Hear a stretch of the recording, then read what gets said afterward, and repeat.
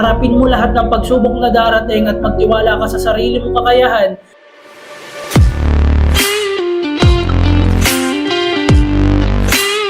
Three things to give up for a fulfilling life. 90% ng mga tao hindi kayang i-give up itong pangatlo. Kung willing kang i-give up itong tatlong to, yung kabuuan ng quality ng buhay mo is likely to experience a significant improvement. Number 1, give up excuses. Ang pag-give up mo sa excuses mo ay magbibigay sa'yo ng lakas at disiplina na ma-achieve mo yung mga goals mo. Instead of making excuses, mag-focus ka sa paggawa ng paraan at paghahanap ng solusyon. Matuto kang magpusa. Number 2, give up negative habits. Alamin mo kung ano yung mga negative habits mo na nagsasayang ng oras at energy mo. Habits na pumipigil sa personal growth mo. Instead, palitan mo ito ng mga pag-uugali na naka-align sa kung anong gusto mong values. Paligiran mo ang sarili mo ng mga supportive na tao na mag-i-inspire at mag-aangat sa'yo. Number 3, give up failure. Ang takot mo sa kabiguan ay magpipigil sa'yo sa pag-abot mo sa mga pangarap mo. Embrace failure as opportunity para dun sa paglago mo at sa mga matututunan mo. Harapin mo lahat ng pagsubok na darating at magtiwala ka sa sarili mong kakayahan